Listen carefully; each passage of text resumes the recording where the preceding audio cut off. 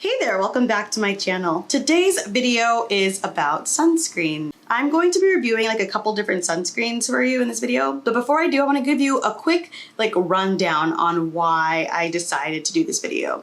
First of all, there's a huge misconception in the Black community that basically, Black people don't need sunscreen. Not gonna lie, there was a point where I thought, oh, well, I don't need it, right? Because I already have melanin, and so I'm protected from the UV rays. And to be honest, we all need an SPF, aka a sun protective factor. So basically, SPF is a number on the bottle of sunscreen that you multiply by the amount of minutes you can go without getting burned. Okay, that's like a jumble of words. There is a chart that I'm going to insert to kind of show you exactly what I mean. But basically, throwing an example out there, if you are pale and you can only stay outside for about 10 minutes without feeling burned or anything, then if you wear an SPF 30, you can basically stay outside for 300 minutes because 10 times 30 equals 300. And if you're dark like me and as a range, maybe Fenty 480, 490, hypothetically, I can usually stay outside for 40 minutes without feeling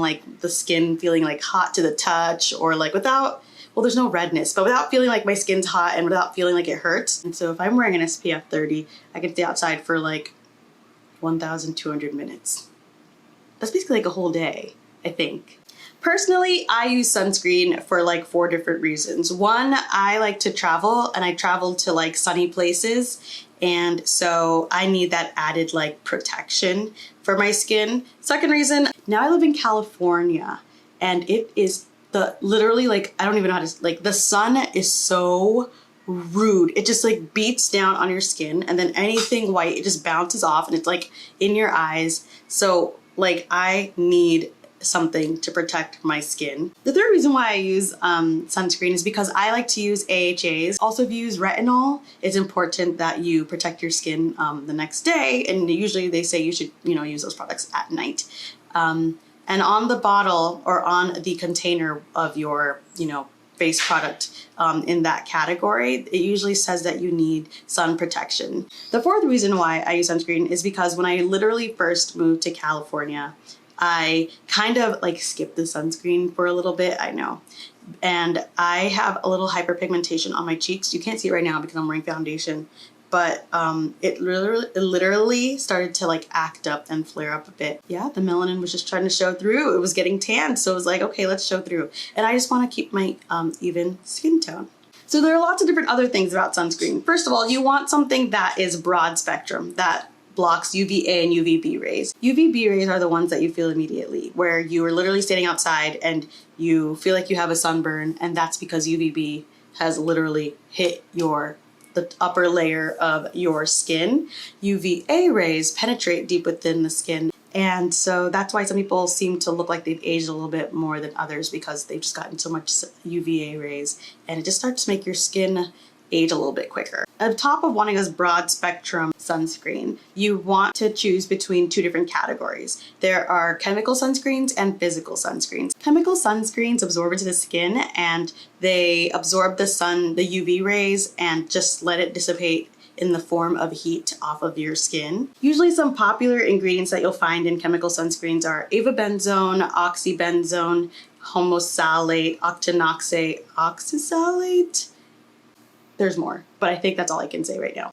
Physical sunscreens are also known as mineral sunscreens, and they literally sit on top of your skin, and the sun's UV rays just bounce right off of them, and it's kind of like a shield, a protective shield on top of your skin. And the 2 main ingredients that are used are zinc oxide and titanium dioxide. To avoid that white cast that we all associate with sunscreen, people will usually go for a chemical sunscreen because they 9 times out of 10 will go on clear. Whereas a physical sunscreen, which is what I prefer because I like to be difficult, physical sunscreen kind of can leave that cast if you don't get the right one, especially if you're a person of color and fall under that umbrella. But I like physical sunscreens because, one, I feel like they're a little bit more natural because they are, it's just zinc and titanium. Number 2, because they're less irritating. And I realize I think avobenzone and another one of the ingredients that I listed can cause skin irritation. in people with sensitive skin. Physical sunscreen is also reef safe. I've heard that there's like legislation, I think it's been passed in like Hawaii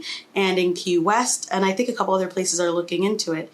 They're trying to ban sunscreens that contain some of the ingredients I named that chemical sunscreen contains, because they found that it can like bleach the coral reefs. So I just want to make sure that, you know, I'm like helping out the environment just a little bit, even though everything I use basically comes in plastic. I'm gonna move right into the review. So if you wanna know more about sunscreen and like the different types and all the things I've kind of talked about, you can just Google it, you can talk to your esthetician, or you can talk to your doctor. So for this review, this was the reason why I chose the sunscreens that I did. 1, I wanted physical sunscreens only. 2, I wanted sunscreens that were like under $25. The third thing I was looking for were cream and stick based. I didn't want to go for like the spray-on sunscreens because they don't usually provide as much of a coating that you need. And one summer I used a spray sunscreen when I went to Madagascar, and I didn't reapply as often as I should have, and let's just say that I was a little baked.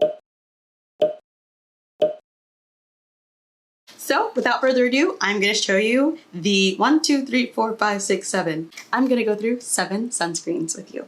Here we go. The first sunscreen is by The Ordinary. This one is a mineral physical sunscreen. I'll use both words interchangeably, I guess, throughout this video. It has an SPF of 30, and it claims that it has antioxidants, which is kind of dope. And I love The Ordinary, so I was really excited to try this one, but as you can see, it turned me bluish, white, grayish, color unknown. The next one I tried was from Cotz. I don't know how you pronounce it. Cotz. This one says that it's a vanishing zinc oxide. It specifically says it's for the face, and it's tinted, and it has an SPF of 50, which is way more than I really need for the day, but like, hey, like, why not, right? This one kind of shocked me because it was like, it started off white and I was like, well, here we go. And then it literally smoothly just blended in. And here's the thing, like, what I noticed was that it had this like smoother consistency. The Ordinary one was a little bit rough, a little chalky, so I guess I should have expected it to come off chalky. This one was literally smooth as butter and just slathered right on. Loved that. This next one is by Bare Republic. It's a cream sunscreen. It has a broad spectrum SPF of 50, and this one claims to be water resistant.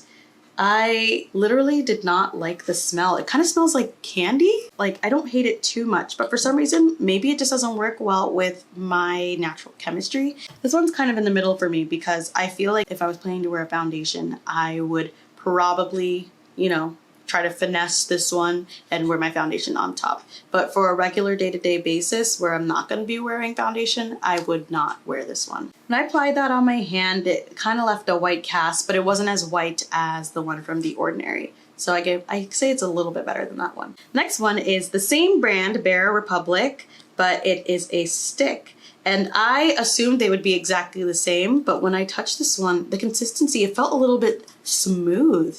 And so I think that if you're looking for a sunscreen, like a mineral sunscreen, you gotta go for the ones that feel kind of smooth on your fingers because they just rub in so well, just like the Cotz one. It left a slightly white cast, but if you look at my Instagram, I posted pictures of, or I'm going to be posting pictures of all the sunscreens in 3 different lighting situations, and that one actually doesn't look too bad.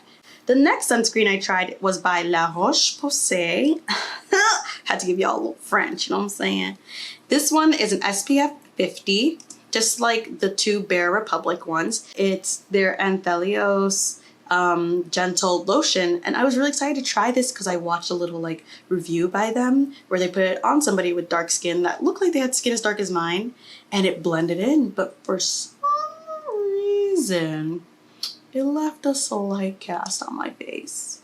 I let you see the comparison between the side without sunscreen, the side with it, kind of rubbed it on other parts of my body just to see what I was working with. But I'd probably wear this one under a foundation just like the first Bare Republic one. And I wouldn't wear this on like a regular day. I feel like I was bamboozled.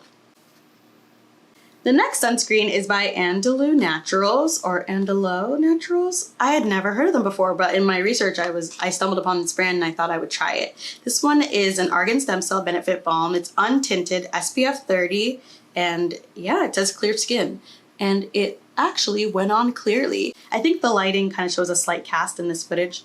Compared to the other side of my face, it actually looked pretty good. This one I think I can get away with wearing on a day without any foundation. I also want to add that the Andalou Naturals sunscreen also had like a oily, like, I don't know, smooth, creamy consistency. So I guess that was also what made it easier to blend into my skin. This last one I tried is the Aveeno Ultra Calming Daily Moisturizer with sunscreen, and it's broad spectrum SPF 30.